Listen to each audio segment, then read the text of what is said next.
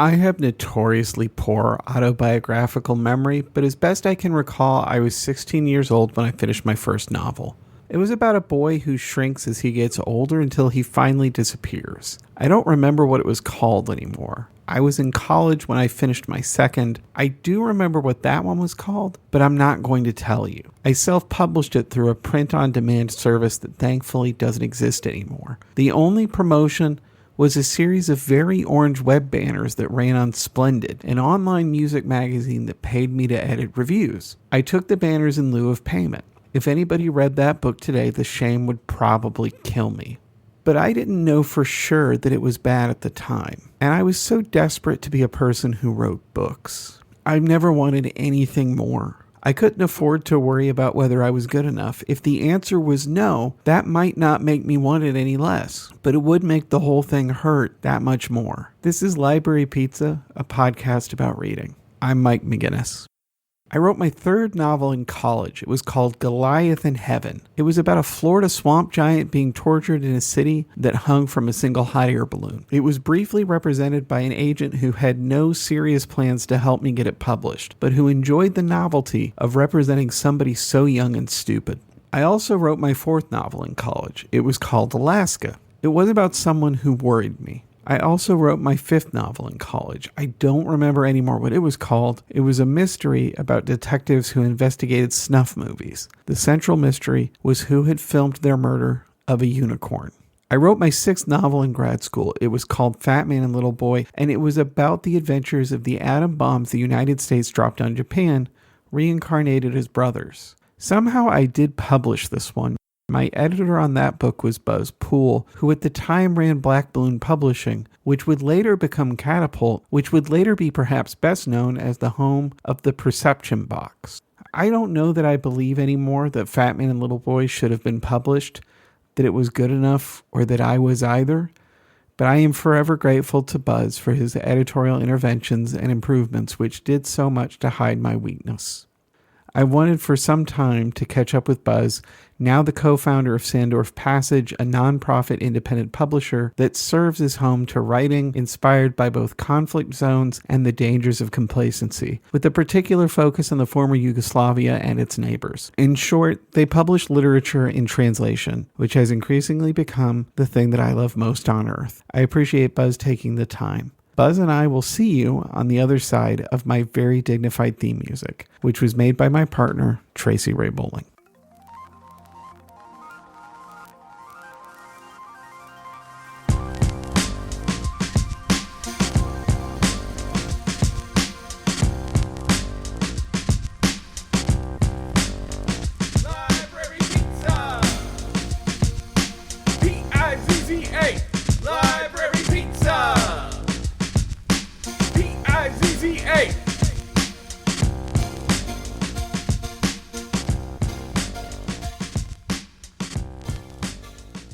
I know no one at Catapult these days. Yes, same. But, I don't think it's an exaggeration to say that Catapult would not exist if not for my tenure at Black Balloon. And the books I did there, the handful of books in the time I was there, I remain forever proud of. It was a really nice batch of books, and Fat Man and Little Boy is one of the top ones without a doubt. And then, I left for two reasons.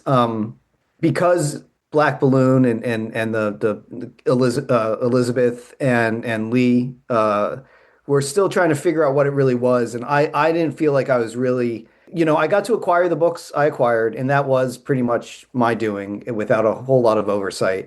But I never was, like a real stakeholder in everything, which was fine. And I think, Elizabeth was really trying to figure out what she wanted Black Balloon to be, and something she was always very vocal about was it being a community, not just being kind of a traditional publisher. And I never would have come up with the idea of the classes. Of course, Andy did, because he's really good like that. And so what he did in terms of creating the Catapult classes and then having this baked in, readership, I think, for the titles they started releasing was ingenious, and that's not I'm a more traditional publisher editor in that sense.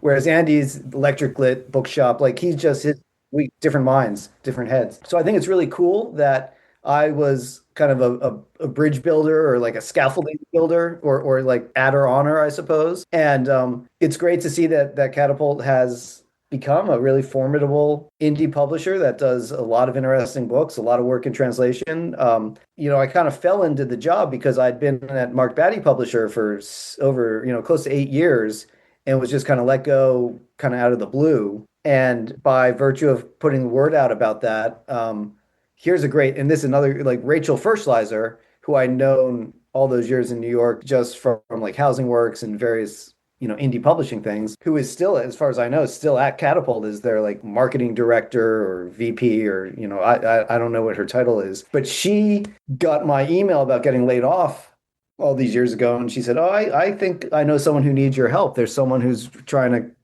get a publishing endeavor off the ground. And I went and met Elizabeth in Dumbo in Brooklyn. The rest is history. Here's one of many opportunities for me to be very front-facing about my ignorance. Dumbo. When people in New York talk about Dumbo, I've heard it 1,000 times, and literally every time I hear it, I think, so they went to meet where the little elephant who can fly with his ears lives. What is Dumbo? Down under the Manhattan Bridge. Uh-huh.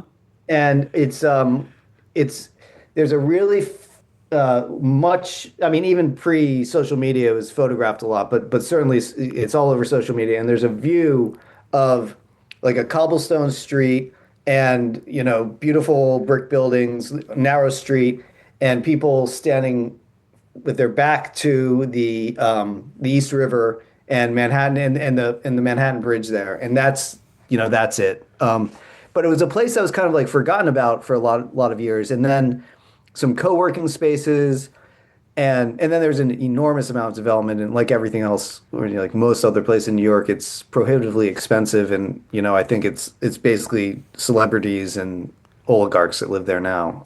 But that's where Dumbo is. Is where the oligarchs play now. Yeah, exactly. Well, I know, like I've read it. Some like Matt Damon lives in Dumbo. It's that sort of it's that echelon of luxury or status or whatever it is. And I think I met Elizabeth down there because she was living there at the time. Right. We met at some cafe. The office was originally a pretty ramshackle co-working space right up the street from the Public Theater, right like south of St. Mark's Place. And then we moved to a WeWork space over on Varick Street, kind of more like Tribeca-y. And that's where we were for the duration of my tenure. So for the listeners' background, my first book was published by Black Balloon Publishing, which has since become Catapult. It's called Fat Man and Little Boy. And, one of there's like a number of conversations I wanted to have with you over the years, Buzz. So Buzz was your title then was editor-in-chief or editor, or what was it? And managing director. Managing director. There we go. And you were either the person or one of the people that selected my book as the winner of the inaugural and maybe the only, I've forgotten the name. What was the name of the contest? Oh, the Horatio Nelson. Right? Horatio Nelson, yes. And I don't remember where we got that. I will say it was a unanimous decision because there had been some other manuscripts that were certainly in the running, but it was unanimous. It really stood out, and I still recommend that book, your book, to people. I just love the conceit of personifying the for people who don't know the two bombs dropped on Japan during World War II, the atomic bombs. Yeah, and I always feel kind of bad because I'm very much, it was my first published book. I wrote it. It was actually my thesis in grad school, and I wrote another thing after it that was never published and never should be published. But it was early, and I'm a self-deprecating person, and so now I always tell people not to read it. And I always feel bad. There's a part of me that feels a betrayal to you when I say that, because you put in so much work in editing that book and getting it to a point where, like, I'm not totally happy with it. And I look back at this thing that I literally started writing when I was 23, And, by the time it was published, I think I was like 28 or something. And so like, I'm embarrassed of everything that I did in that entire period of my life. There's not one moment or year where I'm like, this was a good decision or a good series of decisions, except for getting married. Like I'm still happy with that. But you definitely got it to a point where I don't think it necessarily screams written by a 23-year-old. And I owe that to you. And I'm so grateful for it, even as I am kind of like, I don't know if I want to draw a lot of attention to the fact that book exists at this point in my life. Well, I can understand the, looking back from today and everything you've learned and how you've developed your craft and your thoughts about narrative and writing in general, that you would want to say, I'm not that writer anymore. Yeah, you kind of hope you are, or right? even that person. That you've evolved as an individual. You've evolved. As is just the nature of aging. And then obviously, when you're spending as much time as you do working on writing or any creative endeavor, that it'd be mortifying if there wasn't change, right? Yes. Yes, absolutely. So I totally get that. But that said, I have no idea of for that prize.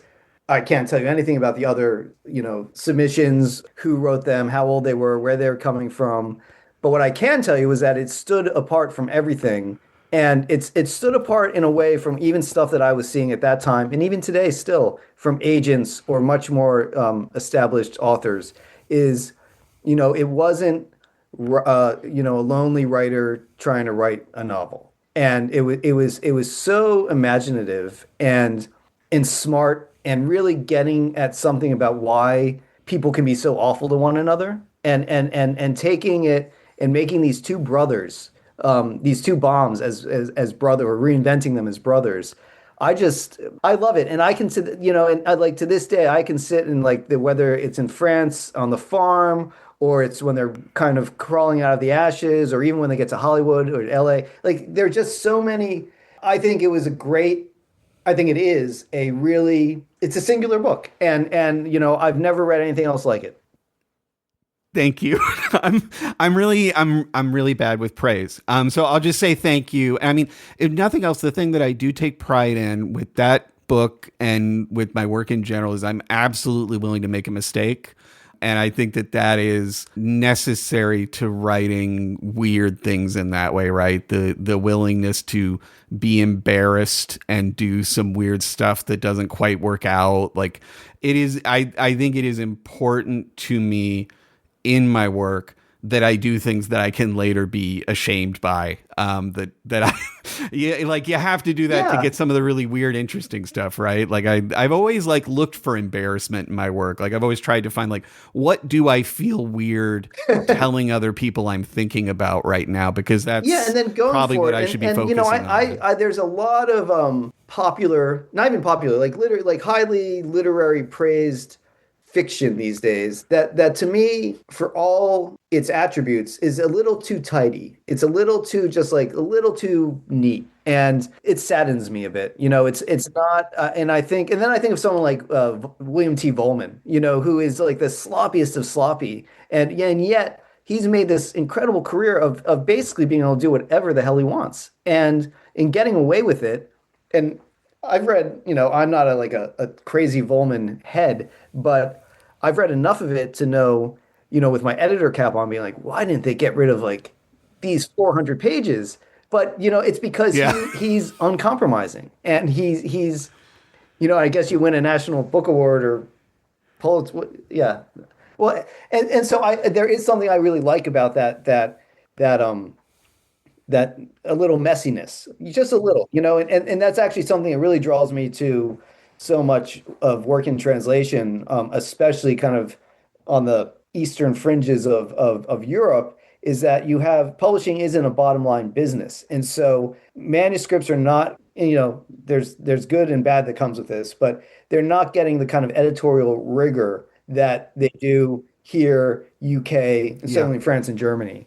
And so, but there's a real charm to that, and I think there's a fidelity to it as well, in terms of how we are, our human nature.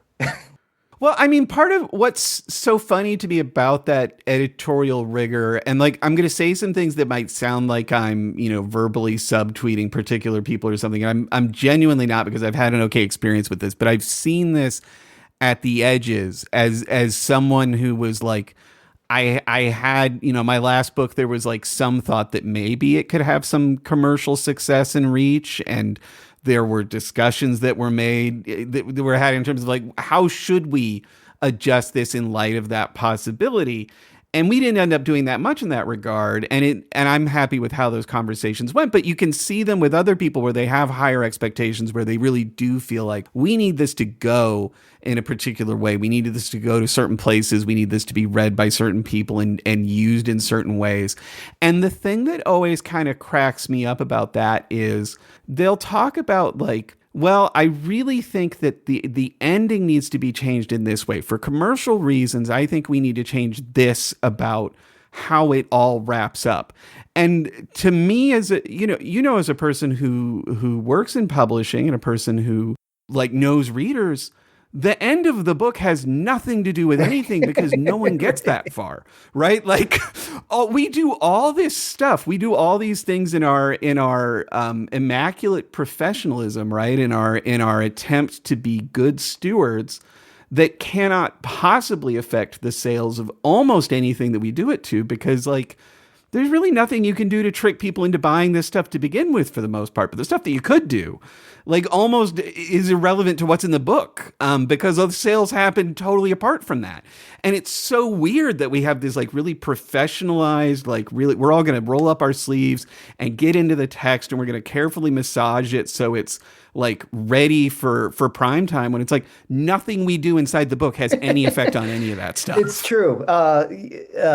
Yeah, I can't argue with that. And it's a sad irony of it all. Although, I've never been involved with the conversation of like changing the ending for commercial, the sake of commercial appeal. Right. But something I wear very proudly is I've only ever worked for independent publishers, and so I've been in a position over the years to be able to kind of unapologetically wear my tastes on my sleeve, and for better or worse. But it's to be able to do that and to be able to work with so many people whose work I'm in a position to be able to work with because I admire it and like it and want to work with it and want to try to get it certainly a wider readership. It's about finding a readership and hopefully along the way having positive reviews and other things come of it for the writer and the work itself. But at the end of the day, it's just about saying like this is worthy, and put it out there so hopefully other people discover that worthiness. Right. Well, this is exactly the thing that I wanted to talk with you about in terms of your work with your current publisher. So you work with Sandorf Passage now. I don't know really the exact like structure, how that came to be and everything. So I'm interested in learning about that. But I'm also like specifically, I was thinking about as I was spending some time again today with a Strange and Perfect Account from the Permafrost by Donald Niedekker, which is that your most recent, or is that one of your most recent? It's one of our most recent. It came out in May of this year. And I was thinking about how, like you were saying, it has a lot of choices in it that a person could object to, right? There's a lot of things that it does where it's like, well, it's not that that's wrong, but at minimum, you could do something else if you wanted to, because it's a very nonlinear bit of prose. It makes a lot of like surprising choices and it'll break not even chapters. I don't know if chapter is the word, but it'll go to a new section and we'll have a whole new sort of orientation to what we're looking at. And it could have been any number of other orientations instead, right? And a lot of these things could have probably been rearranged. But you are, as a person who is coming to the translation, you are at another level of remove from all of those decisions because they've really been made. Like, I'm sure I've read stories about people making, like I read the Obscene Bird of Night a little bit ago, the recent re-release that came out. And I read about how the original edition, the translation, had a fair amount of like fussing But that's not normally what's done, and I'm guessing that's not what you do. So it's interesting to me.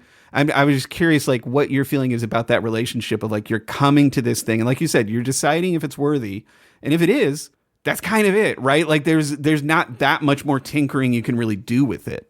Well, in the case of Permafrost, I think that's a close to perfect gem of a book. And, your use of the word orientation to describe how it does shift, and it certainly does. But, map making is such a huge kind of metaphor in that book.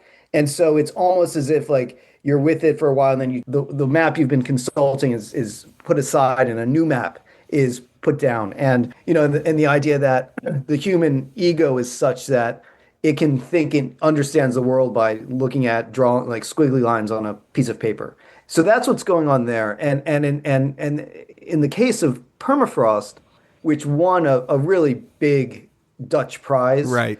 That that is not something where, and certainly once I read the full translation, I didn't feel, and we did tinker, but nothing, on the line, nothing, right.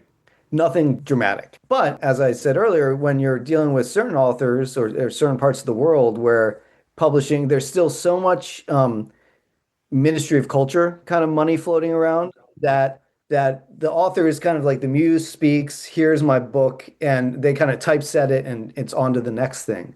And, so what put me kind of, it all ties in, what put me on the road to working with, or really focusing on work in translation, and with Croatians in particular, was a chance meeting with Ivan Sursin in Frankfurt one year when I was still at Mark Batty. And so, probably 2005, 2006-ish, maybe, yeah, ish. And we met, we talked shop a little, we hit it off, we stayed in touch, we saw each other in London, saw each other in Frankfurt, and we tried to do a couple things together, but I wasn't, at Mark Batty, I did a very small, like a smattering of fiction. It was mostly, books about design, typography, and street art, and illustrated books. But I got the job at Black Balloon, and Ivan was one of the first people I reached out to, because as a reader, as a kid growing up, I had always been drawn to, like, I wanted to see the world, and before ever going anywhere, books were my way to get a taste of the world. So I read a lot of work in translation. So I knew that, I didn't know much about Croatia or the former Yugoslavia or the Balkans or Eastern Europe, but I knew there wasn't a whole lot of it in English. And so I reached out to Ivan, and he said, well, you should, maybe this book, Our Man in Iraq by Robert Perišić, will be of interest. And good news, there's already a UK edition, so you can read it. So I got my hands on it. I read it. I really, really liked it. But I recognized things I wanted done differently. And Robert and Ivan agreed to it. But there were chapters moved around, excised, there were some rewrites. And I have done that a handful of times with other books we've published. Now, in the case of Our Man in Iraq, the book had been released in the UK to, no one really noticed it. When Black Balloon released it, it got reviewed in the New Yorker. It got reviewed on NPR. It in one of the Canadian papers said something to the effect of, like, one of the few instances where the translation might be better than the original. So, like, there is a place and time for that, and especially if you're working with an author who's open to it. In the case of Robert, he was, and that was such a good experience that he's now, he's a friend, but he's also he's like our tentpole of Passage. Right. But yes, you're right. There is a remove, just regardless of, by virtue of being an editor of translation. But I like that, and I like working with the translators, and often most of the time working with the author on in some respect. They're not all of them, depending on how good their English is. Right. One thing that I think about when I think about the, like, differences in what people are delivering to translators, that is translated, that is then delivered to a publisher for publication in translation, and what they're doing domestically. I always wonder about because people speak really loosely about and in really broad, I think usually unhelpful terms, about the effects of the MFA on writing in the US in particular, right? They speak as if it's really homogenized the way that people write, which I don't think I really agree with. And my main piece of evidence there is that I'm a weirdo and I have an MFA. So like whatever they're doing, they're not crushing everybody. But this is something that I do wonder about in terms of that really professional intervention that you talked about that is maybe like happening less in other places and we do it a little bit more aggressively here. Like I have been trying to get my head around for the past little bit, and this is another place where I can just, kind of admit to my own ignorance. Like to me, that feels like maybe the biggest difference between the literary culture that has been really heavily impacted by the MFA and literary cultures that haven't is that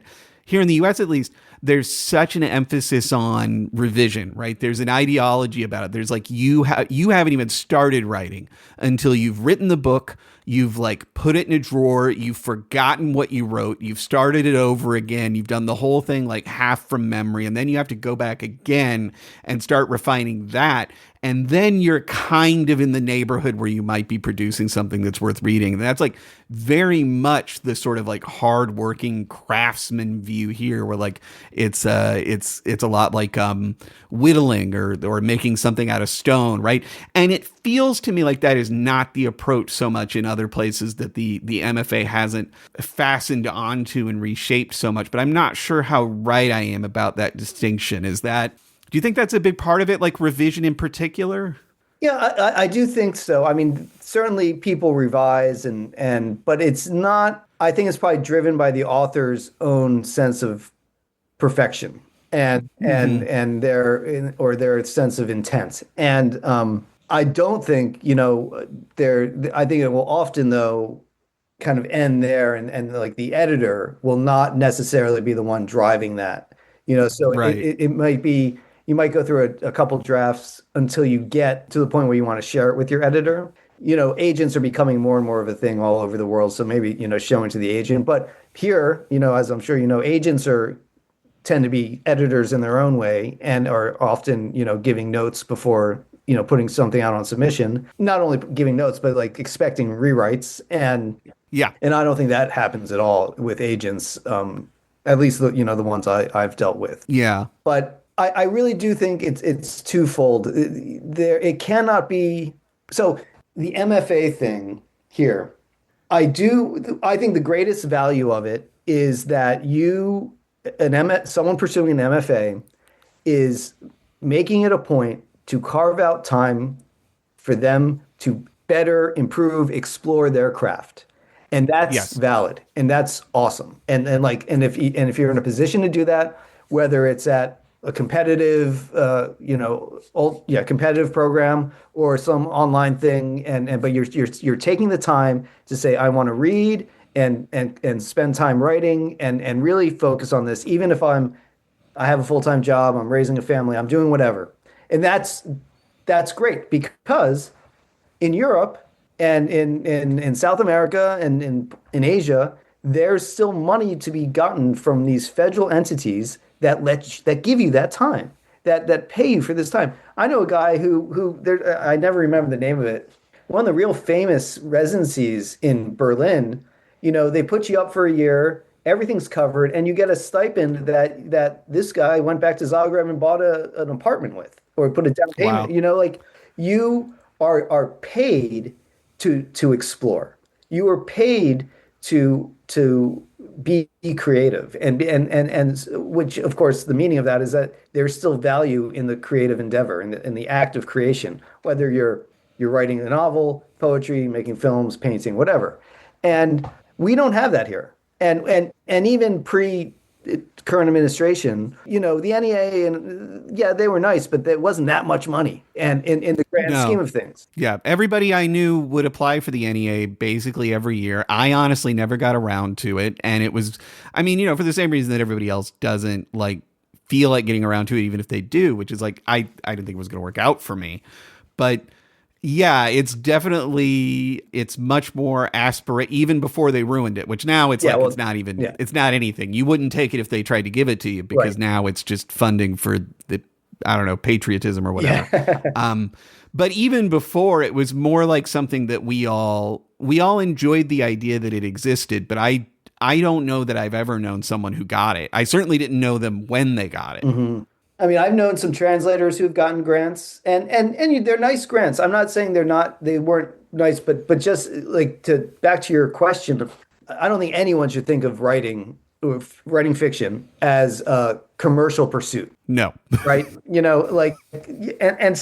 But I can understand why it's easy to fall into that trap in the States. And whereas in Europe, it isn't. It really, like I said, I know I'm repeating myself, but it's the idea of like the muse speaks, the author channels it, and like here it is. And next, I'm going to start the next book now. Well, we have the pipelines to the media money that I think really confuse this, right? And like I've experienced this firsthand to an extent where like theoretically somebody could call me tomorrow and tell me some really good news about various work that I have that is theoretically contracted to potentially become something lucrative someday. Right. And so like, and you tell your publisher that you're going to do that, or the publisher that I worked with last, they were shocked when I wasn't hugely commercially successful for them. They're like, what is happening? We thought you would be the one, and I mean, they didn't say that. They're not that silly, but we all pretend that we could be like moments away from making a fortune on this stuff. And it's because like theoretically somebody could, right? There are those people who just randomly get lucky. And so the rest of us have to pretend that we're in the business of trying to make that happen. Even though if we're honest with ourselves, we know that like, if that happens, that's totally irrelevant to any efforts we put in to try to make it happen. Nothing I've done has ever made that more or less likely beyond just being around. Mm-hmm. But you have to kind of lie to your press. You have to lie to and they have to lie to themselves so they can talk themselves into being in the business that they're in. Yeah. It's such a weird thing. And it's nice to have the Netflix money and whatever floating around where like theoretically you could get rich. If that happens tomorrow, I'll be very grateful and I'll pretend that it had something to do with me and my efforts. But like fundamentally, it's just like a scratch off that you buy while you're also doing the normal business of writing that's happening everywhere else. Right. Yeah, for sure. And I mean, Perišić, the author of Armageddon in Iraq and Cat at the End of the World, which we published, but his No Signal Area, which Seven Stories published, in his tremendous book, that was made into a very popular series that streamed on some Serbian service, but like you could find it in Europe. And there was certainly some money there for it, but it didn't. Robert's not a fat cat who's rich now. And so like it's also this scale, and it is that kind of American exceptionalism, or that like everything.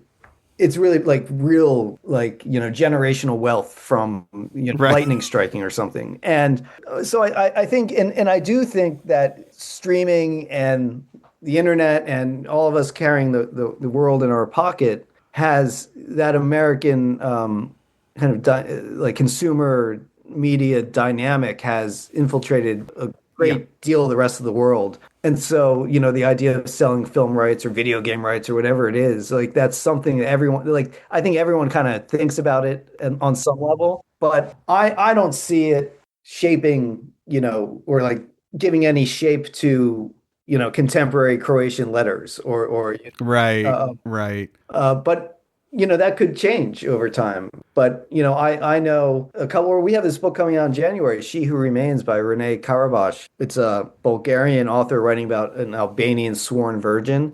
And there is this multinational Euro film production. It's been made. I mean, like the film's in the can and they're going to, shop it around to some of the festivals. But, Rene, who wrote the screenplay for the film, like she's not making millions of dollars for that.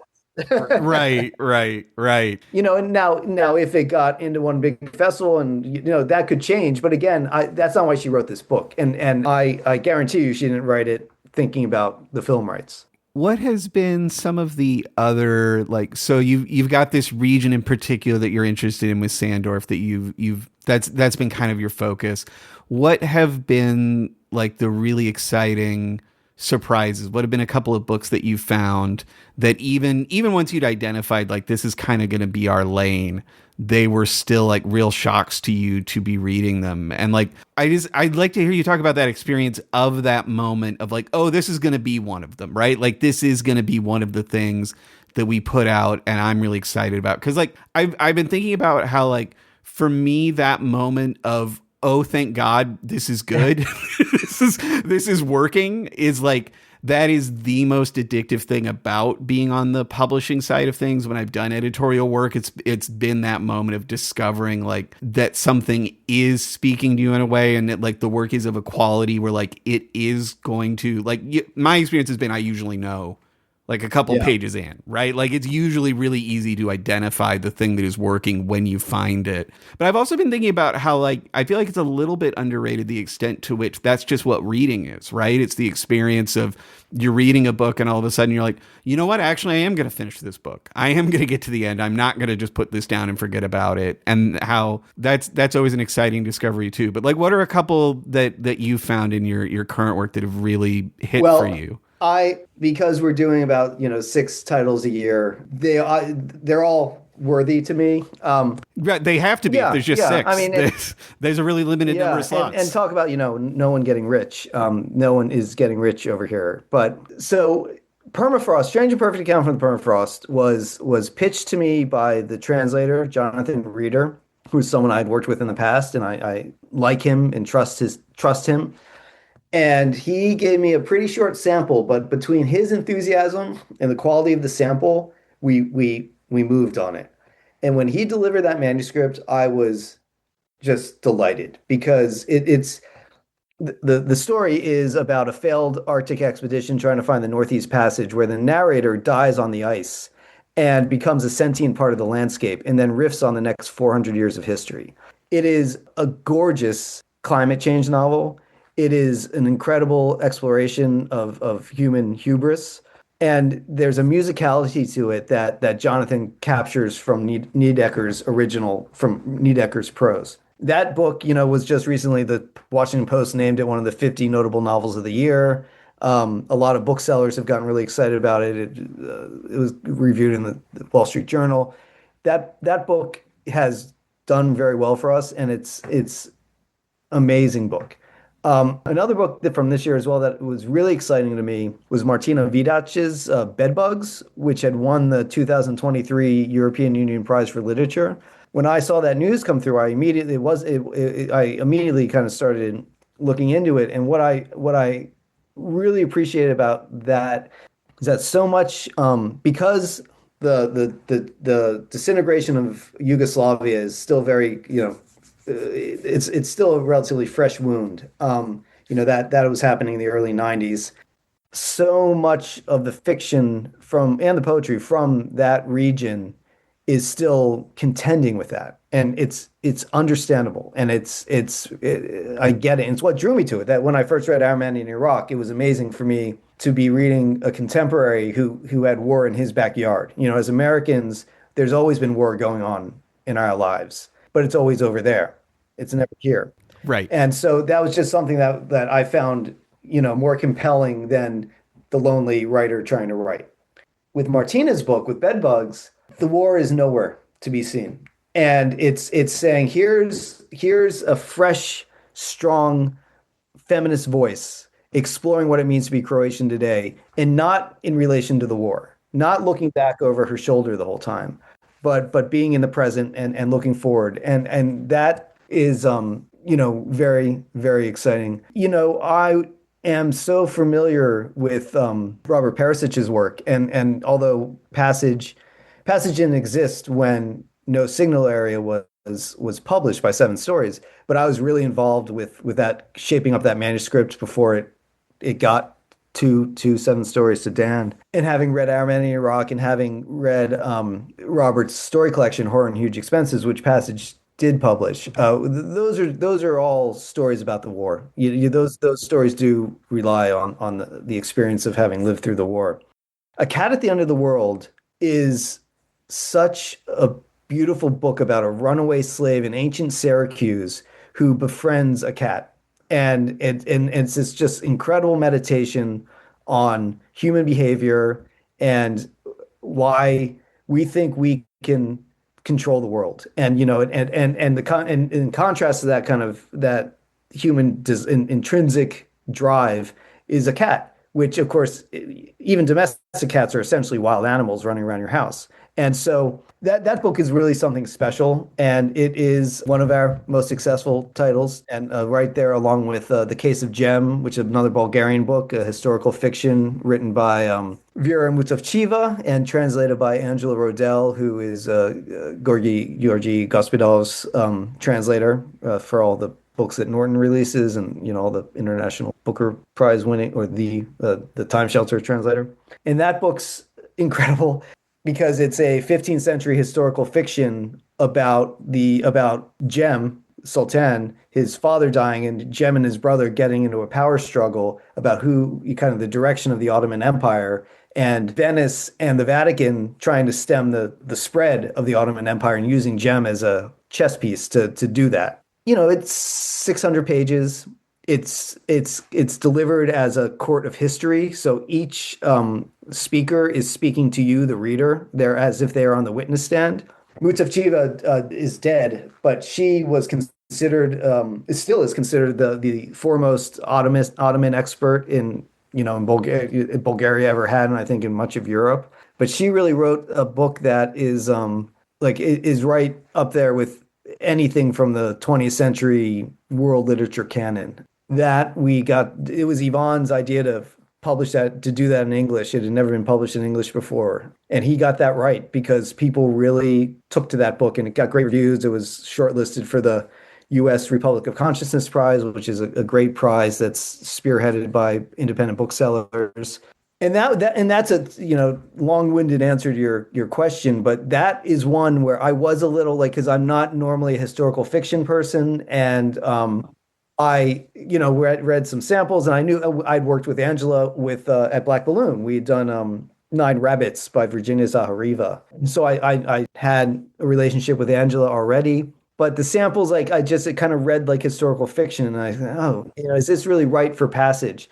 But it truly is. And it's because this is such an expansive book that you need to be able to read the whole thing to really kind of appreciate its genius. And I'm not using that term lightly. That book is a masterpiece. And it fits in with our mission as a nonprofit to be championing work that, focuses on what it means to live in a globalized world by looking at works that contend with the dangers of conflict zones and the dangers of complacency. And, in the case of Jem, you essentially have the line, as we as Westerners understand the East-West divide, the West-East divide, this is the time and place where it's essentially being drawn out in the sand.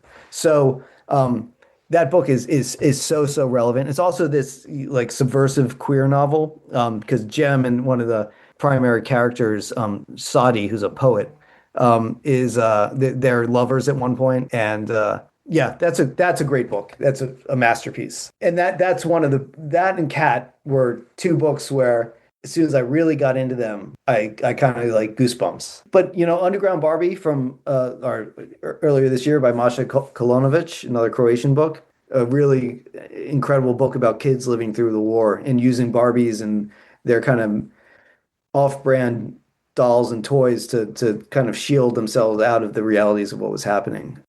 Yeah, I have this problem when I look at your catalog where everything sounds really, and this is not me.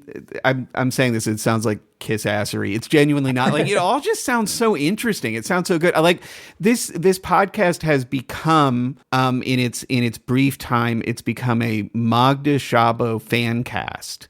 And I've decided I'm going to read everything she's written. I read The Door last year. I loved it. I read Abigail and was a little bit let down, honestly, because I didn't realize when I started, because I try to go in as blind as I can, that it's really more of a YA book. So it's a classic and it's great, but it wasn't totally aimed at my age group. I read The Fawn recently, really enjoyed it. Now I'm reading Isa's Ballad. And the thing that is so addictive for me about reading literature in translation as I've been doing it more and more is that sense that you talked about of, she's writing in Hungary.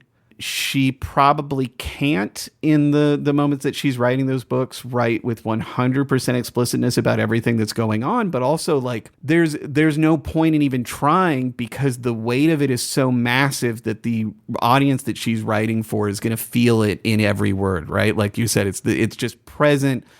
The fact of history, the fact of what's changing, the fact of how people have had to live and how their lives have changed in the time that the book is set is so present that it brings a richness to the text that is kind of hard to find in American fiction in particular, because I feel like we tend to fight allowing that sense in. It's like you said, it's partly that, like, we intentionally have structured the world so that the things that put the most weight on art are happening in other places. We've decided that the wars are going to be happening outside, and they're not going to be happening inside. And, like, on some level, like, I endorse that decision to an extent. I don't like it inside.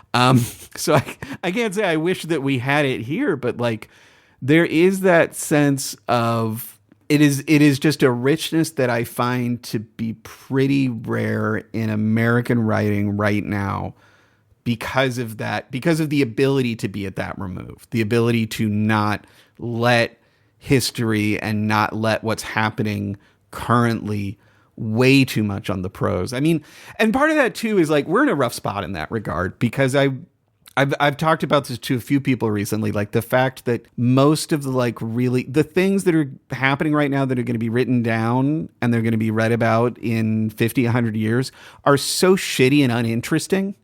Like, there's not even, I don't think you can make good art about this stuff for the most part. Like, it's so hard because it's just so crass and stupid and awful. There's nothing interesting about any of it. It's just nasty.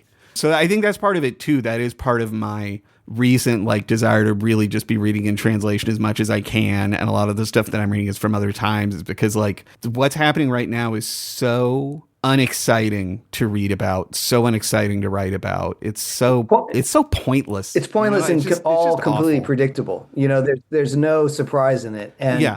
you know, probably the greatest piece of art that's been made about today was in America is Idiocracy. You know, it was made 20 years ago, however long ago that was. And like, you know, Yeah.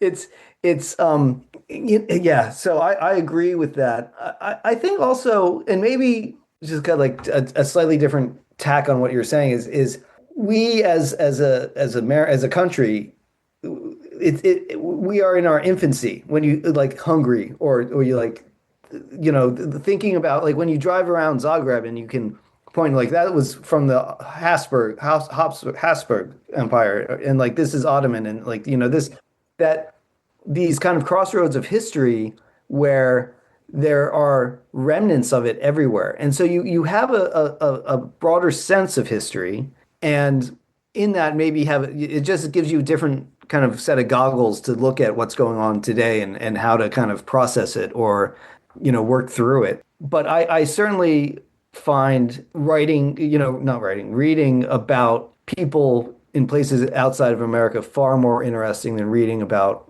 you know, books that take place in America. And the majority of the pleasure reading I do, I still, for the most part, am reading work in translation or older books, you know, books from 30, 40 years ago. And then, you know, because I read so many manuscripts and samples and stuff, that takes up a lot of headspace, of course. But in general, like knowing we were probably going to talk about some reading, you know, a book I really did like, you know, the two kind of big American books that I liked of late that, you know, everyone else kind of liked as well were Martyr, which is actually one, but I think it's too tidy. There's actually a part of it that drives me crazy as much as I like that book.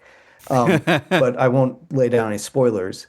And then James. And James was a really good book, but James was this great kind of head-turning historical perspective and that's kind of in our American timeline is a really great, like, here, I find like we've gone all this way and lived through all this shit, and now I can, you know, Percival Everett was able to say, here, now I can really show you what was happening. or, show you a new way to think about what was happening that is totally relatable today and feels as present as anything else, or even more so, kind of like, futuristic in a way. And that I thought like that book, I was totally on board with that book being a book everyone was talking about because that happens less and less as well. I think that's something else that's kind of really interesting. And these titles that everyone's talking about, the big Times book reviews, the New Yorker, but also People magazine and my mom's book club. And that it's kind of everywhere because I think everything is so fragmented anymore that it's hard to have any, meaningful cultural conversations. It's all just these echo chambers. And we're all guilty of getting stuck in them and kind of subjecting ourselves to them or participating in them. And it's nice when a book kind of does, it's something to stand around the fire and keep warm, and you can all kind of have a shared experience. And I think James, rightfully, and I get why that book achieved that. And I think it's awesome that it did. Right. Well, that one has the immediate, it has a couple of strategies that it's using because I think that book, to be honest, I haven't read it, but I know a fair amount about it. And that one is commenting on a canonical text in a way that immediately opens the door to that kind of conversation, right? It's beginning with let's start with something that we all know about, and then I have a kind of comment, I have an approach to it, and you as a reader are invited to participate in that because you probably have sort of an angle on that as well. That is a good strategy at a time where if you were to try to identify like what the current sort of centrally agreed upon texts are, I think you'd basically be limited to like Star Wars, right? It would be kind of like, it'd be brands at this point, which I don't even, I think there's an extent to which like the size of the country being what it is, it makes sense that we're not often talking about all the same things. Like I imagine that's easier when you've got fewer people and less land mass. It's hard to imagine like what would I want everyone to talk about if I could choose, right? Like I think that's with James, talking about the systemic nature of racism in the United States is a good thing for everyone to be talking about. And so, yes, I think I read some interview with Everett saying, I didn't, that's not what I set out to do. But he also knew it was going to be a byproduct of it. But I also don't think he set off for it to be the book it became. And that's just, the Knopf marketing Knopf published, I think, that's a lot of other stuff going on as well. But I do think you're right. He's playing with a canonical U.S. text, American text, in a way that, going back to this idea of places with more history. I think in so many parts of Europe that there are canonical texts, of course, but there are this canonical historical knowledge that spans centuries that we don't have. And so that's getting referenced a lot in books where everyone relates to it or understands what's being referred to. Whereas here, we don't really have that, maybe some protests from the 60s, and there's just these little flashes of it. And there's not because there hasn't been enough time to weave that tapestry of shared history. Still just an edge or something. I don't know. Yeah. No, well, it's funny because I feel like, I don't know, 15, 20 years ago, that would have felt less true to me. I felt that there was more of a unified sort of narrative. And I think part of that was me projecting because you may or may not remember I was homeschooled all the way up until college. So I actually, there was a moment when I unmoored from, to the extent that I was experiencing anything like what most people did in education. And it was an American history book. There was a moment where the homeschool group that I had joined for a couple years of what would be my high school years, we had an American history book, and it talked about how the United States or the New World existed as this unspoiled place, that it was as if it was waiting for the European settlers to come in and discover and make it into a country.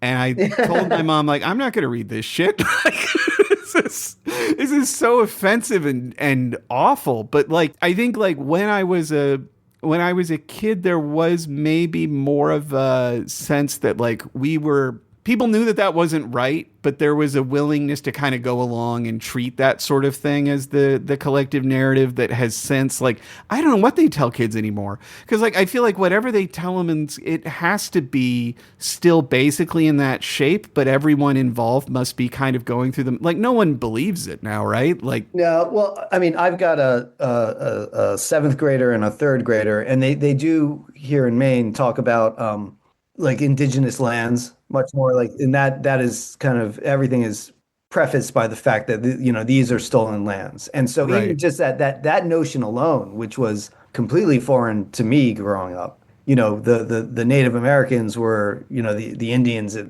Thanksgiving and like, with the Pilgrims and Pocahontas and all that nonsense. So I'm sure it's very dependent on region. But yeah, you have a real education system, and some other regions have decided not to. Right. But that said, I mean, I think you're right that there's still, I don't know. It'll be interesting to see how something like Manifest Destiny is taught these days, or any element of our history, and certainly in terms of like the civil rights movement and everything. I mean, for me, if I had to, all this kind of talking about how I really do, and I really do prefer reading authors who aren't American. But if I, desert island author, if I had one choice, it'd be Baldwin.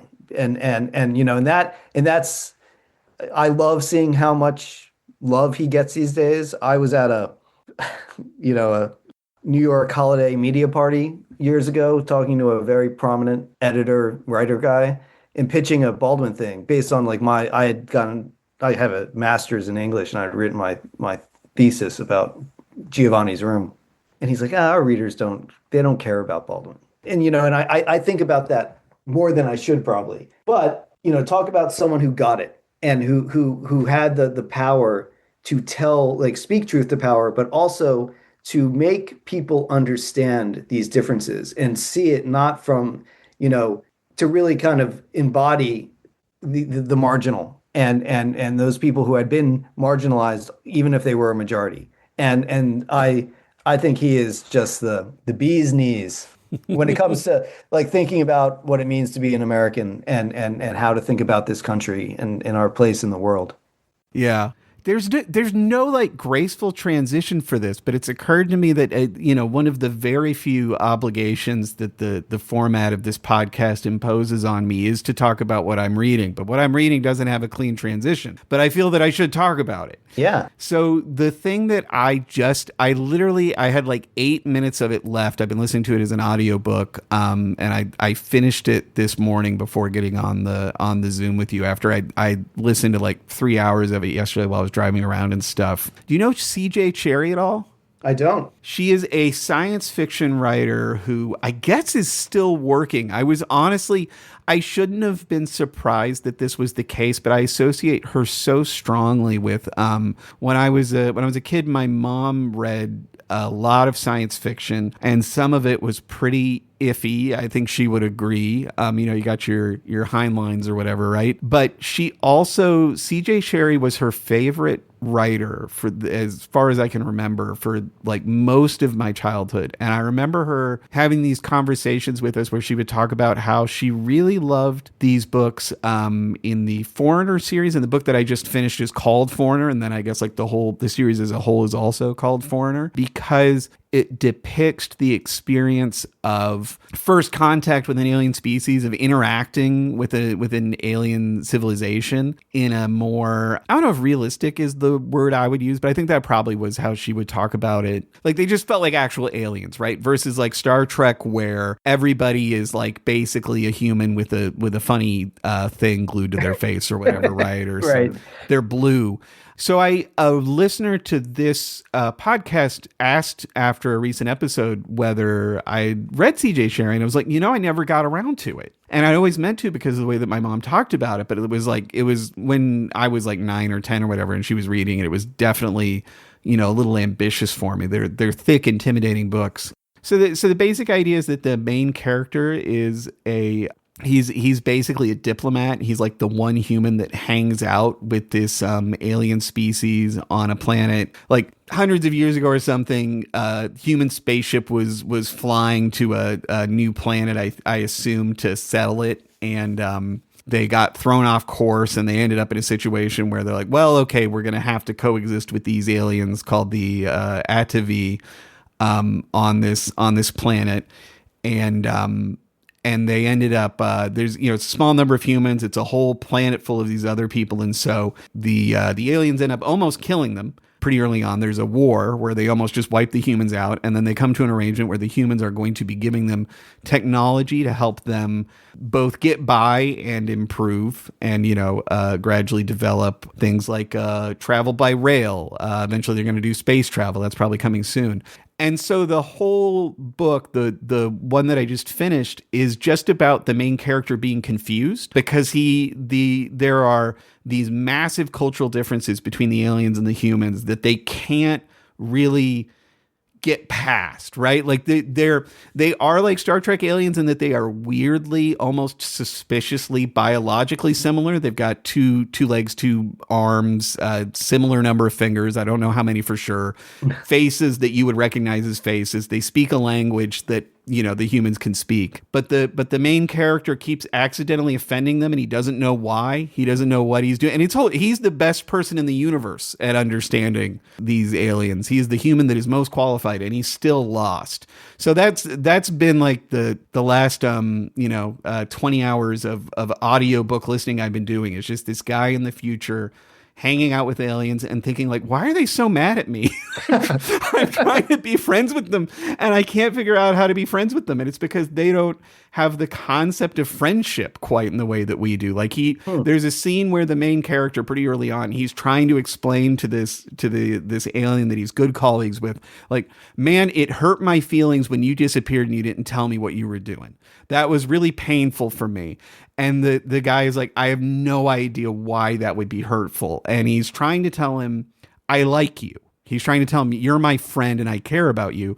But his options are the word love. He cannot say, I love you. I think because probably that is like not only romantic, but intensely romantic, right? It's like if you were to tell your friend in Japan or something, you go straight to, I love you. Right. It's the most intense thing you could possibly say. And then the alternative that he ends up using is apparently a word for enjoying like a salad. Like that was the closest thing he had is like, I feel the way about you that I feel about a good side salad.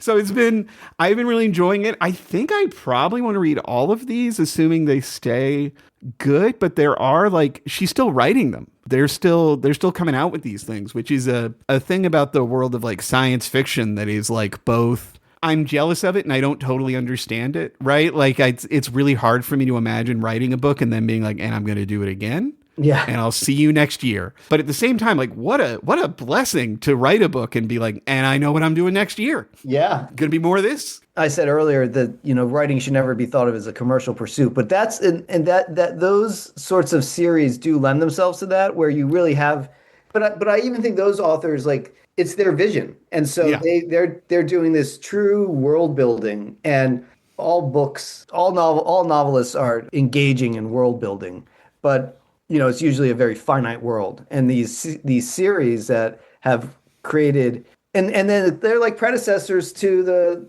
Wire or, any of these popular television series that or the, online, that just like, they're incredible worlds, and they can kind of go on infinitely because they are such good, not replicas, but, reflections of life. It's interesting because the claim, this is something that like I would kind of think about as a kid when my mom talked about this, but I didn't quite have the vocabulary to think about it or to discuss it. And I do a little bit now, though not totally.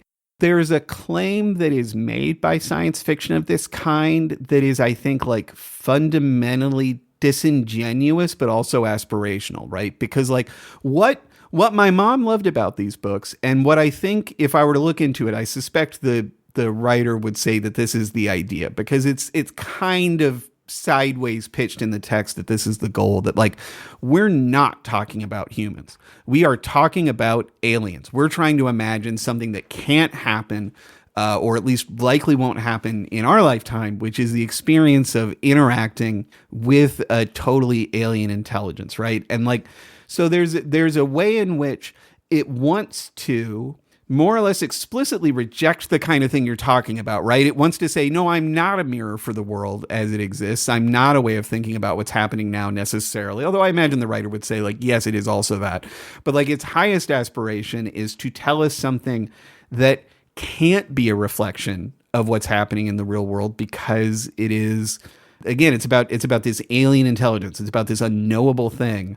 And I both like find that really attractive as an idea, and I feel like it's like, I mean, like you said, like that's not, ultimately you're reading it because you're a person and you want to think about like other people and what it's like to be in the world, right? Like it's really hard, even as a science fiction enjoyer, which I more or less am. I've been on a bit of a kick recently. For a while I couldn't find anything to read that I was enjoying, but like that's as much as you want to think you're there for the aspirational thing of thinking about aliens, what you're actually thinking about is like having fights with your friends, right? Yeah. Like it's about having a disagreement with your partner and not being able to quite communicate what the difference is. And it's a weird thing. I never quite know. I think this is part of why, like I for years and years, I've wanted to become a science fiction guy, right? Because in some ways it would really simplify my life.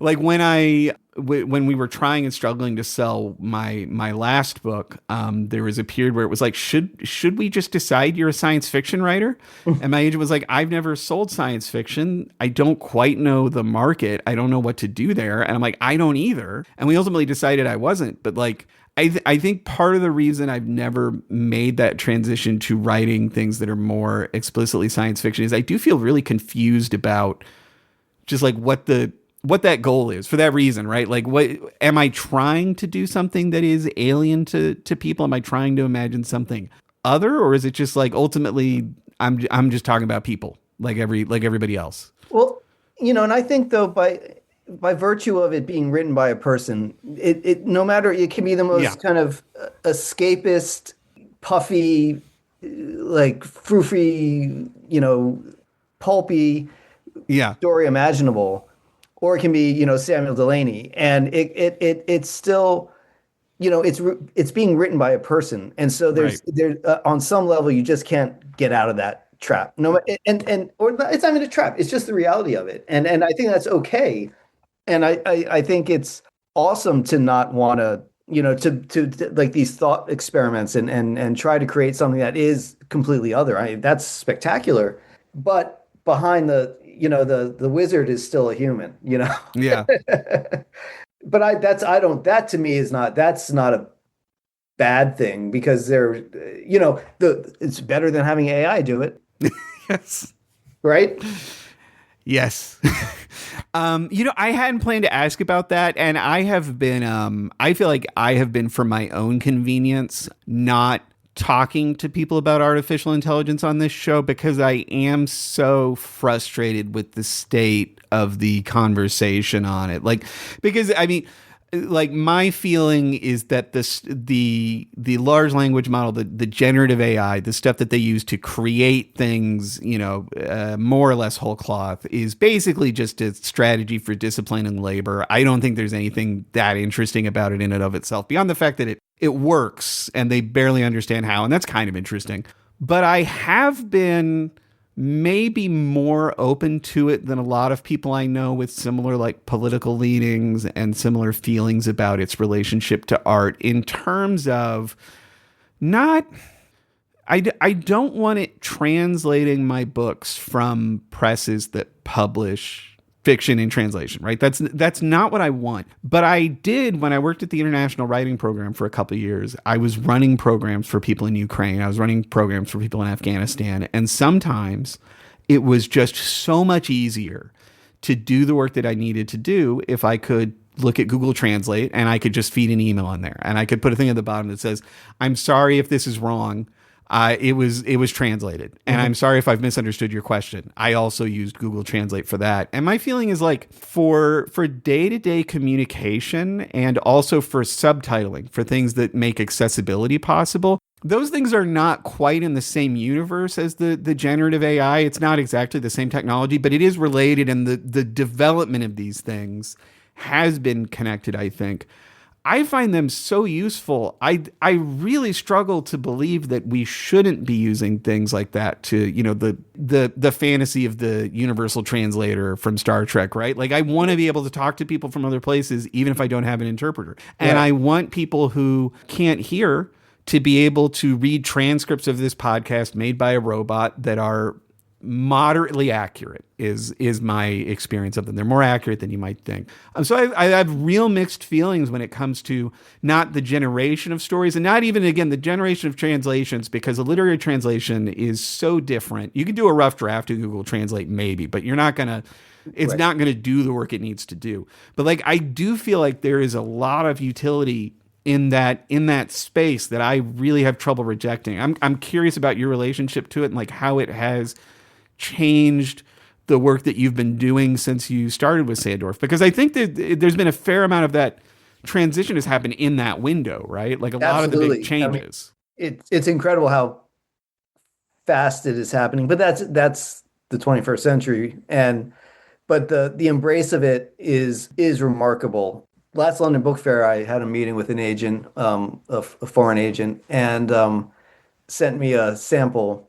And it was so clearly AI that I said, this is not good. And he goes, well, it's AI.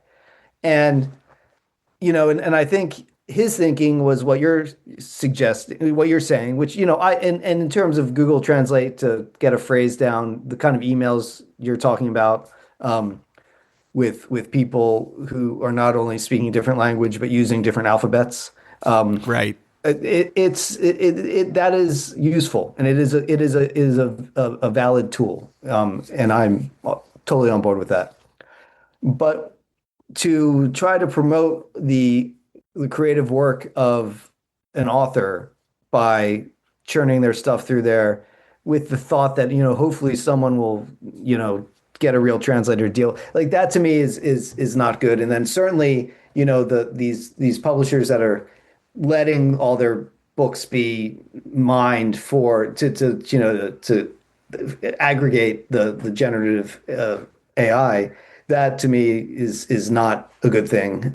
But that's more because it's not giving the author credit for anything. Right. These pittances, these like how do you like every other thing in a contract, especially from a corporate publisher, is down to the percentage points and all these subsidiary rights and whatever. And how do you quantify your novel, and how AI uses it, and where's your piece of the action on that? It's certainly more than the $1,000 they offer you or whatever it was. Yeah. So I think what bothers me the most about it is how quickly we're just taking the human element out of it. And so if you're going to use the laborer should be recognized and treated equitably, but if that's not the world we live in, for the most part. So yeah, and I have found like our kind of boilerplate agreement when it started did not have AI clauses in it, and now it does. Not only in terms of the translator not using more than like 10%, so like of course like Google Translate it's okay, because that's something. That's really no different than looking if you have looking at the dictionary. Right. But we also have added clauses about, not, if we are to sell a subsidiary right to another publisher or some sort of media entity that they're not used. So an audio, for example, audiobooks. Yeah. And I'm happy to agree to this, to not let, if we sell the work to an audiobook publisher, that they use human actors, that they don't Right. churn it through AI. So that, and that's again really been adapted very quickly because it has to be, because Yep.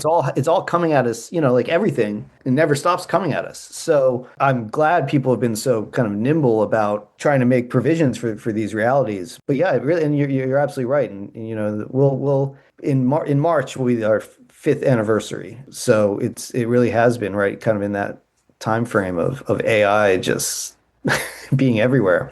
And I open up Adobe to look at a PDF and to be flashed, this is a long document. Would you prefer, would you like us to summarize it? It's like, no, Yeah. I don't. Yeah. I don't. And I the day I start, letting AI look at a contract for me or edit a manuscript is the day I should be put out to pasture. Yeah.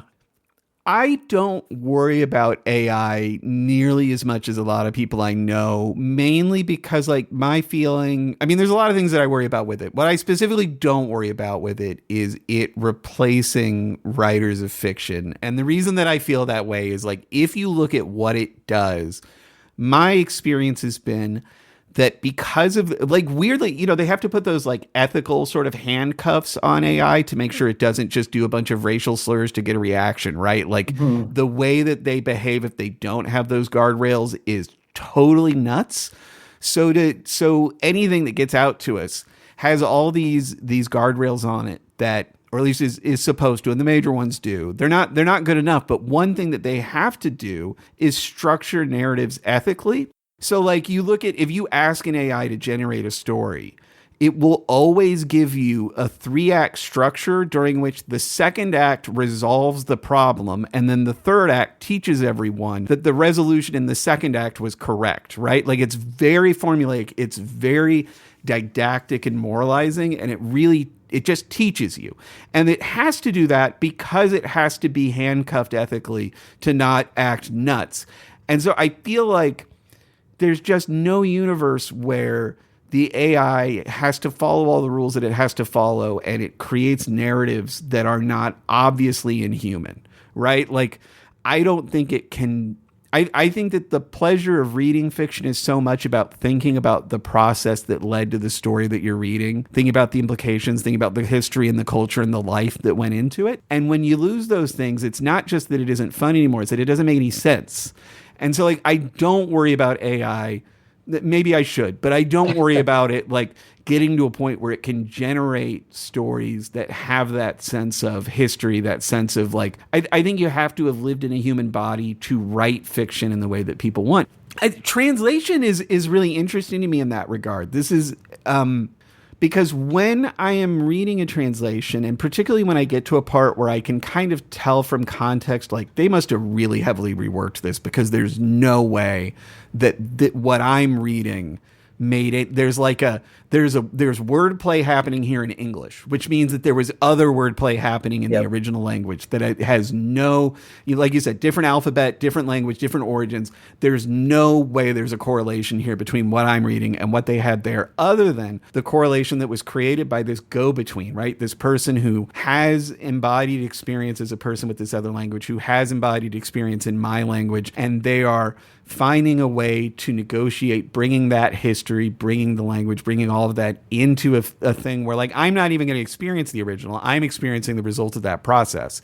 And I really value that. And I find it also, like, really, like, troubling and challenging in, like, a good way, right? Where, like, I read it and I'm, like, really kind of haunted by, like, what all is happening between the writer, the translator, the editor, the publisher, me, all the other intermediaries. Like, I love feeling all that productive history. I like feeling all the history of work that goes into that moment. And, like, not only can the AI can't do that, it can't imitate it, right? Like, really good literary translation requires things that genuinely are impossible without having lived a human life. And so, like, when people talk about how AI is going to replace translators, I'm really suspicious there. And I feel like most of the translators I've known have actually been, like, really not troubled by that possibility. They've enjoyed being able to play with Google Translate when they need it. And they've been like, and there's no way that thing is going to do what I do. There's, like, no universe. Agreed. I mean, translators, they're alchemists, and I agree with what you just said. I guess, and I don't know enough about the the back end. But, I think the fear, paranoia, the assumption maybe is even really what it is that eventually the AI will get smart enough to, it will collect enough of all these other texts, and then someone will write the code for it to be able to read with the same kind of nuance that, every individual reads with, and that could happen. But to the point about the translation, it is very hard to believe that it could ever be that smart, because Yeah. it is, translators are writers, and they are rewriting the text, and they are taking so many associative leaps a lot of the time in the name of best representing the original work, which of course is what writing is by, just the mimetic principle. And so, as soon as we're talking about images and not the object, there's distance everywhere. And so, Right. The translator's ability to bridge those distances and make it something that the reader can travel along is remarkable, and is, it's exhilarating. Yeah. I wish I could be a translator. I can't. I won't ever be. But I love working with them, and I love talking with them and the author, and when you can tell it really is working, it is incredible. And there's also sometimes we'll do these a Zoom meeting, and I'll just see, the authors kind of like gets this like a little glint when they see like, oh, you nailed it, like, to talking to the translator, like going, like if we're going through some edits, and they get like why the translator chose this particular turn of phrase, or to echo, or to represent what the author had done originally, that just doesn't work in a literal translation, as it doesn't work as a literal translation. But you create these new gestures and these new figures, and it's remarkable. It's really remarkable, and I am in total awe of it. And I do find it hard to believe AI could ever really get to that point. I think the translators are probably, but here's the flip side to it is that you and I have very high expectations for our reading experiences. Yeah. And so if people are trained to accept a kind of flatness to everything, then we're in trouble, or that would be disheartening, at least. Yes. I think you always have people who have been taught to be discerning enough about these things, but there are plenty of people who aren't, for all sorts of reasons, most of them through no fault of their own. But that's the reality. And so if, like anything, if you bang the drum long enough about, a Whopper being a filet mignon, and people will believe it after enough time. And so I think that we'll probably see some of that. And also it's like the culture, American culture at large, I think broadly speaking, kind of the developed world, is so formulaic anyway, and that it's all, remakes and sequels and prequels, and so it's kind of like going back to the well time and time again, and like people like that, and that's what's safe, and that's what's commercial, and that's what's been, the ending has been, I'm blanking on the term, but it's been like the numbers show that this is what the people want. So in that sense, I think, AI, I think, is dangerous on a lot. And I think on another level, and outside of writing fiction and publishing, but people are going to lose jobs, or people are losing jobs. Yes, and that's unfortunate. Yeah. No, I think that there is a stratum of culture where you could replace the writers with AIs and it wouldn't make a huge difference. I don't know. I feel a little bit less terrified by that stratum than maybe some other folks do, or maybe than I did a few years ago. I feel like there was a period where people were talking about, like, honestly, you could write the script for a Marvel movie with an AI. And there's an extent to which that is the case, right? But also, we were talking about that partly because there was a sense that they had like eternal cultural dominance. And that is not my experience anymore, right? Like, I don't know what has eternal cultural dominance at this point. I feel like there's a lot of companies that are behaving as if they've achieved it, but like in general, stuff tends to underperform at the precise moment where they think they've reached that. I feel like their belief in that formula is the worst thing about it is that it takes up a lot of oxygen that could be used to generate like actually interesting work. And then the whole thing kind of fails. And then there's just less jobs for everybody because there's just less energy in the room because they sucked it up and they kind of wasted it. Right.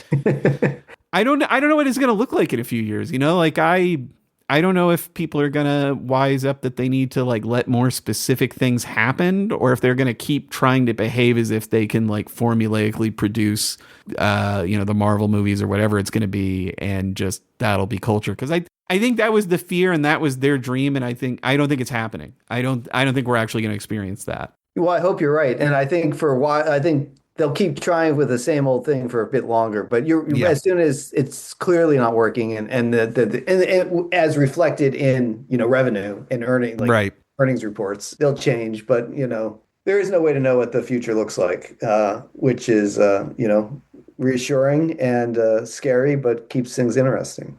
Yeah. Well, that felt like an ending, didn't it? That's very intentional. I got nowhere to be. No, I don't know. Is there anything else that you've like been reading recently over the last year or so that you like think people should take a look at out beyond the work that you've been publishing or anything that you've been really excited about elsewhere? I mean, there's a lot. So what I'm reading right now, a book called The Radiance of the King by Camara Laye. It was translated from French, but Camara Laye was from Southern New Guinea. And it's kind of this Kafkaesque tale of this white guy, Clarence, who has been washed over this reef into this kingdom that is, very exotic to him, but it's clearly a successful kingdom with riches and a king that Clarence wants to get a job with. And he's trying to get an audience with the king and can't and is taken kind of under the wing of this beggar slash jester slash I think ultimately will be the wise man of it all figure who's just always called the beggar. And they're wandering through the country to try to go to the southern part of the kingdom with the hopes of connecting with the king there. And I'm really enjoying it. It's a New York Review of Books classic release with an intro by Toni Morrison, which I have not read yet. My habit with then it doesn't have to do with NYRB, but with then I read intros and forwards later. Yeah. But I'm really enjoying that. And another book I read recently, which is not a translation, but The Driver's Seat by Muriel Spark, which is a short little, it's really a short story. Penguin Classics. I picked it up when I was in Croatia last, and I tore through it in like a day. Yeah. But it's absolutely unhinged. This woman, a brash American woman, goes on vacation to Europe and is annoying and obnoxious, but essentially is you learn has a very serious death wish, and it's really one of the most kind of isolating reads in a long time. And unlike like Memento Mori, something I really like about Muriel Spark is that she's funny, in a really kind of dismissive kind of way. But this was not a funny book. Memento Mori is a funny book. This idea of all these old people getting this call, being reminded of their imminent demise. It's hilarious, in the same way that Helen DeWitt can be, so funny. But Driver's Seat was really unnerving, but a great reading experience because I wasn't expecting it, and it really sat with me, and it was just in that sense a pure delight. Yeah, that one is great, and I know what you mean. I read I read in the time since I started this podcast Ice by Anna Kavan. Have you read Ice? I have not, no. It's kind of similar in that and I've never talked about it on the show, even though I read it thinking I would, because it is so unnerving. And in her case, as I understand it, I get anxious even talking about this because it's going to be reductive, but you go to her Wikipedia and she seems to have been a genuine crazy person, seems to have really had a horrible life in a lot of ways. And Ice is this it's sort of a classic of surreal science fiction as I understand it. Like it's the one I've got is a Penguin edition. And but it is the book is this apocalyptic world where the main character wants to find and possess / sleep with / rape / murder this woman that he knew, who he always describes as like really skinny and childish and innocent and like very weak and pathetic. And like the circumstances of the apocalypse keep changing. There's an ice that is swallowing the world, and he's looking for her, and he keeps finding her, and then she gets murdered or she gets away, and the situation keeps shifting. But it is very much, very clearly the writer fantasizing about being murdered by a man. Like that is fundamentally what it is. And like again, it's a strange thing. Like if a friend gave it to you, you'd like immediately begin like, okay, we're having an intervention. I need to know what's happening with you and like if you need my help. Since it is being delivered to you by Penguin as a literary classic, it's like, well, I guess I need to consume this as great art, and it is, but like I'm still so aware in reading it of the horrible suffering of the person who wrote it, and the fact that I'm like having an aesthetic, artistic experience of that suffering, and I felt so ambivalent about it. I have not talked about it on here because of that, because I just didn't know what to say beyond like, this is great, but like, God, and I can't even recommend it. Like if you think you would enjoy it, then go ahead and give it a look. Like it's, to the listener, it is good and you can check it out, but like you're reading snuff fantasies from the writer. And the only thing that makes it acceptable is that it is sort of auto snuff, but that's like, like that doesn't feel great to say. No. Like No. It's okay to read snuff if the writer is fantasizing about their own death. It's like, I wish she weren't. I wish she hadn't. But it is good. Yeah, well, and I know there is a very new Muriel Spark biography out, which maybe at some point I'll get to. I don't have it on. I don't own it, but and I don't know a whole lot about Muriel Spark, but I don't think she was a crazy person, like the way you're describing this author, and with both her character in the driver's seat, it's like to be able to embody that or to channel it, and because it's something. It's visceral, and I really respect that. I think it's a special writer to be able to create that sort of reading experience, and this is just such a it's such a potent dose of prose as well. But yeah, potent. Those are the most recent kind of reads on hand that really stuck with me. But there's so much good stuff. One book I feel I'll just plug it. It's a French translation, and Transit Books published it a couple years ago. And the translator is Daniel Levin Becker, and it's Laurent Mauvignier. He just won the Goncourt, but The Birthday Party is an incredible book. It didn't get any of the prizes. I think it should have kind of gotten all of them, but it's the story of a couple in the French countryside, and the guy is preparing a birthday celebration for his wife, but they're already, although they're together and they have a daughter, they're already essentially kind of living in estrangement. And they both have secrets from one another, and it all kind of comes to the head. But it's this very slow motion noir unwinding of it all that is utterly captivating and just a feat of translation. And that's a book that I read it not too long after it first came out and was just mesmerized by it. And I think, it's a book that should never be forgotten about. It's a fantastic book. And I suspect, like, I assume Transit's publishing this new one. I see that Fitzcarraldo is doing the UK edition. So hopefully it, whenever that happens here in English, it breathes some more life into the birthday party. But I find it hard to believe that this new book could better the birthday party, because the birthday party is exceptional. That's a fun title for a stressful experience. Yeah. I really like that. But there's comedy. I mean, because they're two bumbling kind of bad guys who, like, it has everything. It has like Jacques Tati and Hitchcock, and so it's just this great kind of melting pot of storytelling that is and it's just like unspooling, and but in slow motion. It's really great. It's really, really great. Yeah, I want to read it. That sounds cool.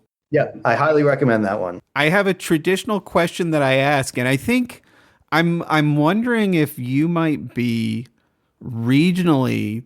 I feel like your upbringing might have been different enough. I don't know how much overlap there is here.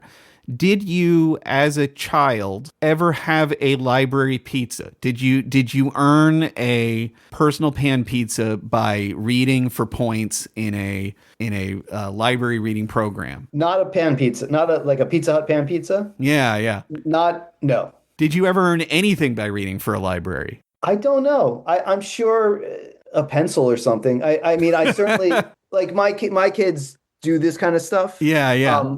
And it's a free book, or it's a tote bag or something, or sometimes actually there's some of the summer reading raffles do get you a gift card to a pizza place.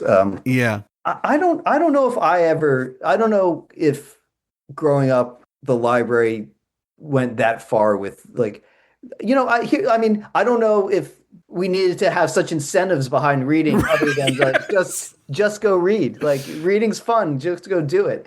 And so I have always been a reader.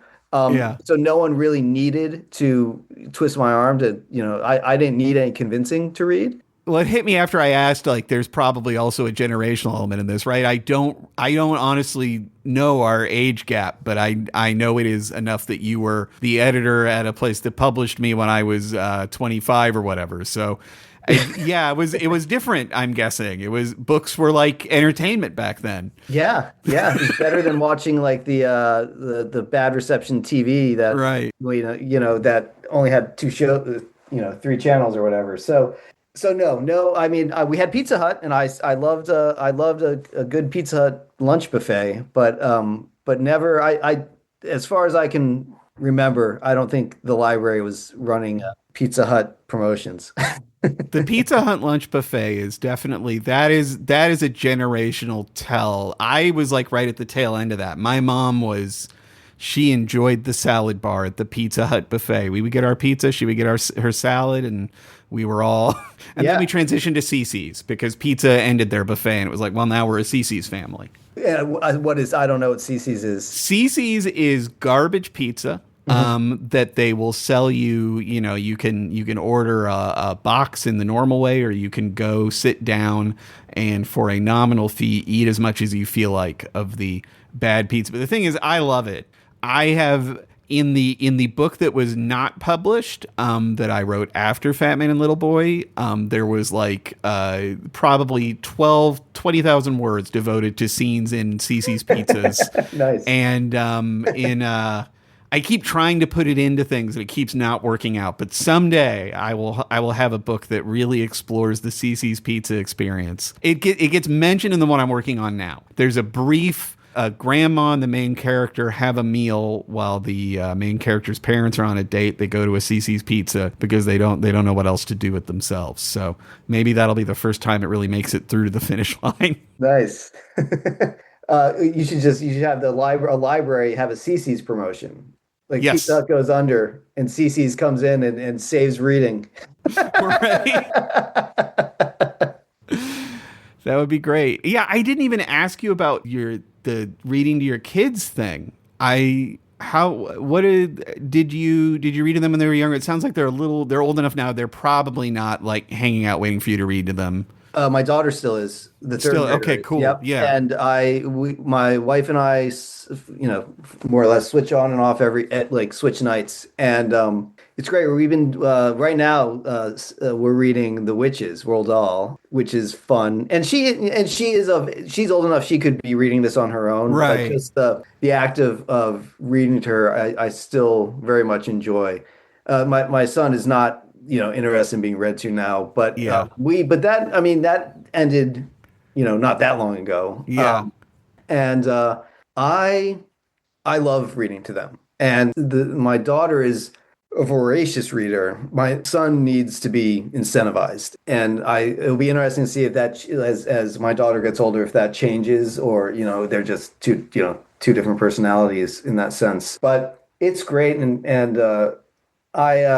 years ago, I wrote for LitHub about reading to my son using like a book about Maurice Sendak to kind of, as a point of entry. But, it's just so fun to watch kids start putting the world together. And in that piece, I talk about how one night we were reading, and my son, he said to me, I don't even remember what the book was, but it was about, the family sticking together. And he said, well, are we going to stick together? And I said, absolutely. Yeah, we'll stick together. And he kind of thought about that for a second, nodded his head, goes, okay, but we need more sticks. And, this sort of like, again, like literally trying to figure out how the world works. Yeah. And giving it its own vocabulary or giving meaning, like his own meaning to the vocabulary. So I very much have enjoyed that aspect of parenting, of being able to read and try to get them excited about books. But, unsurprisingly, especially the older one, all the books everywhere, the boxes in the basement, the books, books are not something anyone gets super excited about around here. Yeah.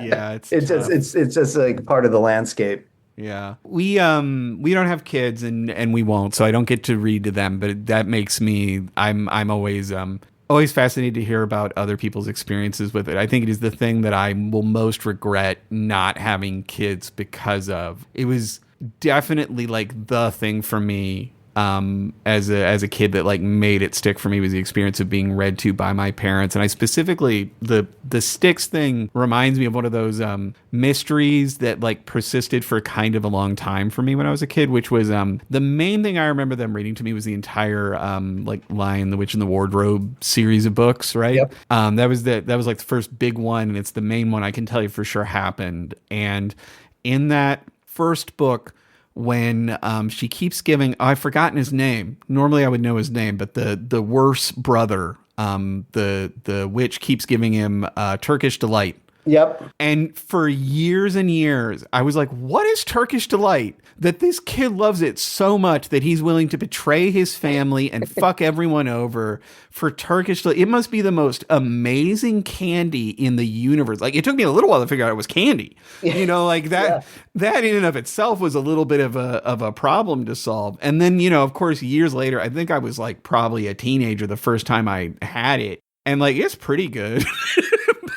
It's not betrayal worthy candy. But it was wartime, remember. Yes.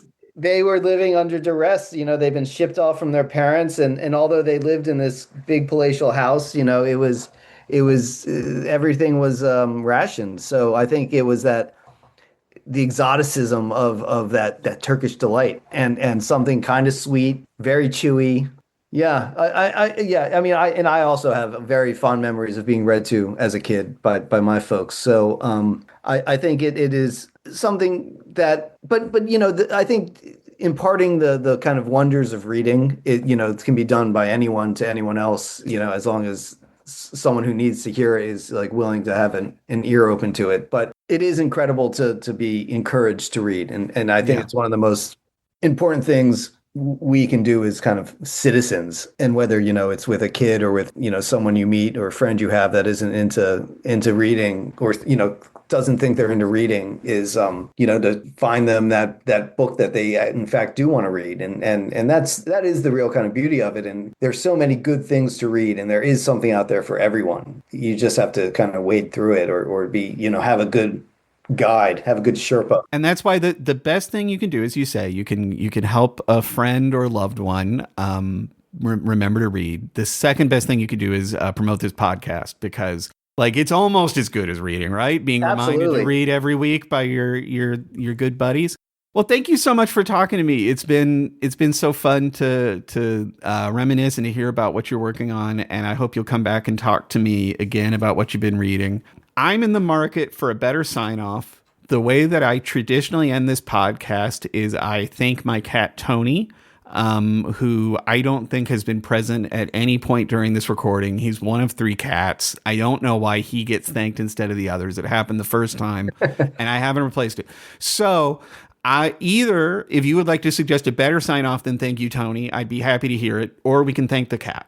Well, we can thank Tony and we can thank my cat Nobos, who would typically be in here, but I closed the door so there'd be no interruptions. So we could thank Tony and Nobos, and I'll thank you, Mike, for asking me to do this and for putting together this this series. It's been fun. Yeah. I thank you, Nobos, for very kindly foregoing the human affection to which you're entitled long enough for this recording. Thank you, Tony, for jack shit, for contributing nothing.